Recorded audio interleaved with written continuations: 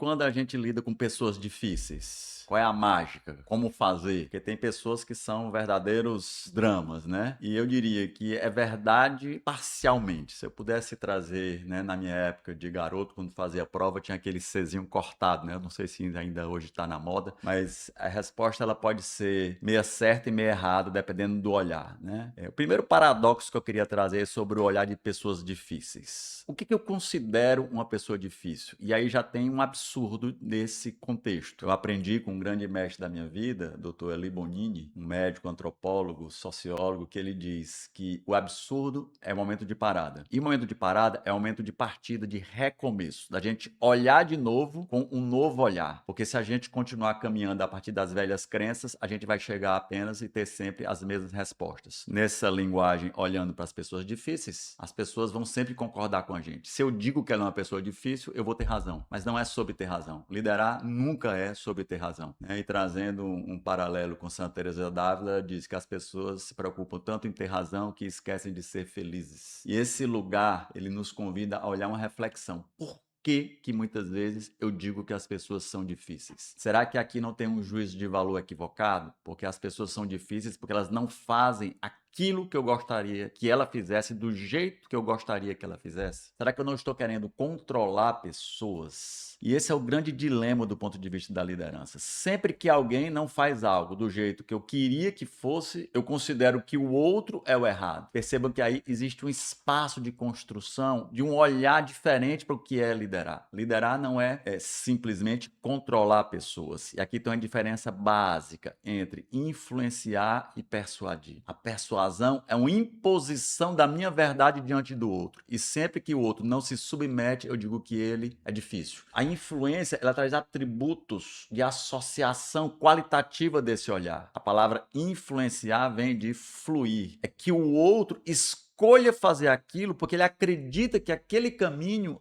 é aquele que deve ser seguido por ele. Perceba que é uma diferença sutil, mas é a sutileza de um elefante numa casa de louças. Porque a persuasão não dá ao outro a escolha, a influência dá. E por isso que a gente considera muitas vezes pessoas difíceis aquelas que resistem. E aqui tem uma máxima do ponto de vista da física, princípio newtoniano em ação. Quanto mais eu coloco uma força sobre um objeto, mais eu recebo uma força no sentido oposto. Mais as pessoas vão reagir à minha imposição. E muitos líderes, como não conhecem outras formas de lidar, eles apenas querem impor às pessoas difíceis a sua verdade. E ele pode até vencer do ponto de vista da natureza factual, porque do ponto de vista físico, o mais forte vence. Então, uma pedra vai vencer um vidro. Mas não é sobre vencer, porque se o outro não, de fato, se convenceu internamente de aquele é o melhor caminho, isso não se sustenta no tempo. Então, eu queria trazer a você um convite de reflexão sobre esse olhar, de como lidar com essas experiências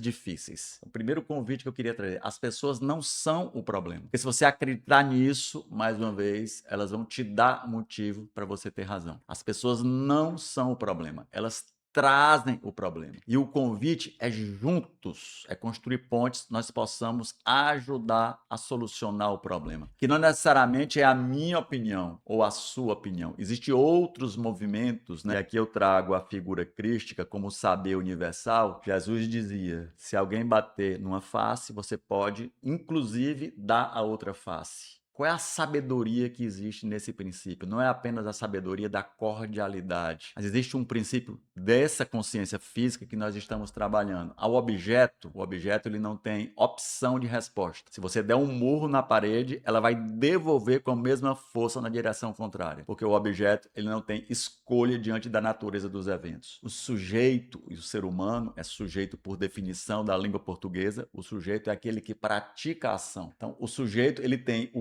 poder da escolha. E eu posso modificar o comportamento. Eu não preciso entrar em linha de combate direta. Eu posso lidar com o contraditório ajudando, não pela afirmação, mas pela pergunta, pela reflexão e modificar a direção daquele comportamento. Quando Jesus disse que eu posso, inclusive, dar o outro lado, eu tenho infinitas possibilidades, que não seja apenas a de reagir. Eu acho que essa é a grande natureza da sabedoria desse evento. Como sujeito, nós não estamos decretados a responder nesse jogo de confronto de forças, onde vence o mais forte, mas no final eu venço, mas não levo, porque a liderança não tem nada a ver com espaço de imposição de força. E aí eu convido vocês a um lugar, né, de consciência que talvez seja exatamente essa conexão como ponte entre a dureza, que é a força, a imposição do diamante que corta a rocha, né? Se você olhar do ponto de vista dos poços de perfuração, o diamante é a matéria mais dura do ponto de vista orgânico e ele vai perfurando rochas, né? Ele vai vencendo a rocha e convencendo que ele está certo. Eu conheço vários líderes diamantes, porque aonde existe atrito, conflito, força, imposição, existe desgaste. Quebra primeiro a rocha e aí muitas vezes as equipes vão se destruindo. Mas também chega um momento que aquele diamante, de tanto desgaste, precisa ser trocado. Eu conheço vários líderes, gestores de diamantes que de tanto impactarem, tanto confrontarem pessoas difíceis, se tornaram as mesmas pessoas que ele tanto tinha ojeriza, se tornaram também pessoas difíceis pelo atrito que precisaram ser trocadas. O convite com sabedoria da natureza é sermos água. E a água não abre mão do seu destino. A água não abre mão do seu propósito, do seu objetivo. Se você olhar um leito de um rio, ele corre para o mar, mas ele não corre em linha reta. Ele tem a sabedoria da fluidez,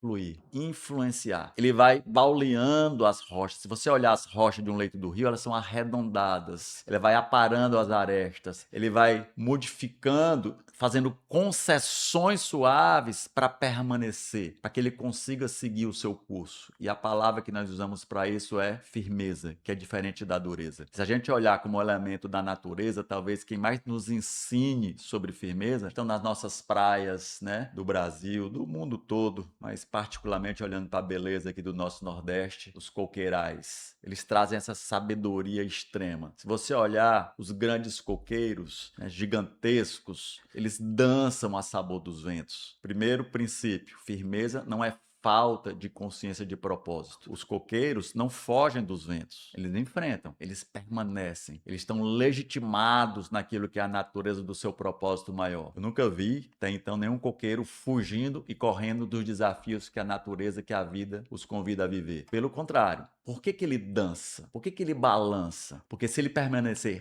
rígido, ele vai tombar. O atrito cotidiano vai gerando desgaste pela rigidez e até que ele, muitas vezes, não resiste à força desses ventos em sequência. Então, qual é a sabedoria do bailar, da flexibilidade, que é a suave firmeza? Aonde ele cede e aonde ele consolida o seu saber? Se você olhar os coqueiros, quanto mais distante da raiz, mais ele baila, menos brigas ele vai comprar, mais ele vai suavizar, tudo bem, podemos fazer assim, mas ele abre concessões. Quanto mais vai se aproximando da raiz, mais ele vai estabelecendo um espaço de não tolerância, de não abrir mão, de fincar as suas raízes. E o que a raiz significa se a gente olhar do ponto de vista biológico? As raízes significam exatamente esse espaço onde ele retira da natureza o seu sustento, os elementos vitais, aquilo que é vital. Então, qual é a sabedoria da vida? O que é a firmeza? Aquilo que é vital é inegociável. Valores, princípios, não se negocia. Desse lugar eu construo minhas raízes e ancoro como sustentação, e aí não abro concessão. Mas todo o resto, na forma, na estratégia,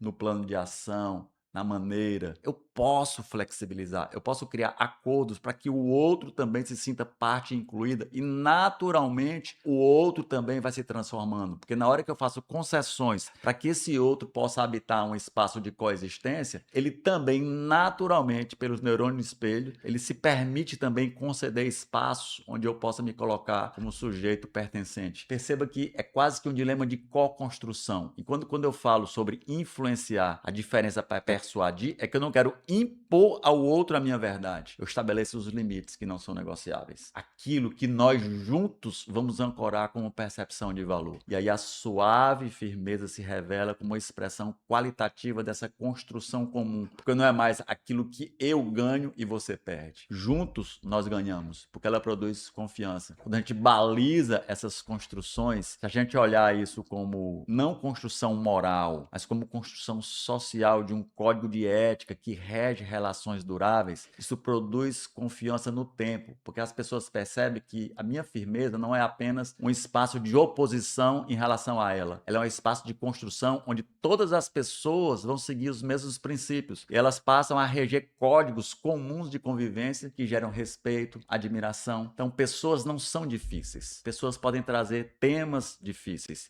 E dentro desse espaço, sempre que você tiver dúvida entre ser mole, ser permissivo ou ser duro, ser diamante, ser cortante, lembre-se da sabedoria da vida. Seja água. A água não foge. Água mole e pedra dura, tanto bate até que fura. Molda, transforma, influencia, modifica o outro e se modifica. E se modificar, abrir concessões, ceder em determinados pontos de vista, isso não é fraqueza. Definitivamente é maior nossa expressão de coragem, porque coragem significa coros, coração. Poder reconhecer e saber que eu não estou sempre certo. Que fazer concessões, que abrir espaços de diálogo, diálogos, troca de significado, troca de experiência, é o melhor que a expressão da liderança pode propor como construção comum. Se faz sentido para você, fica com a gente, segue a gente e até o próximo vídeo.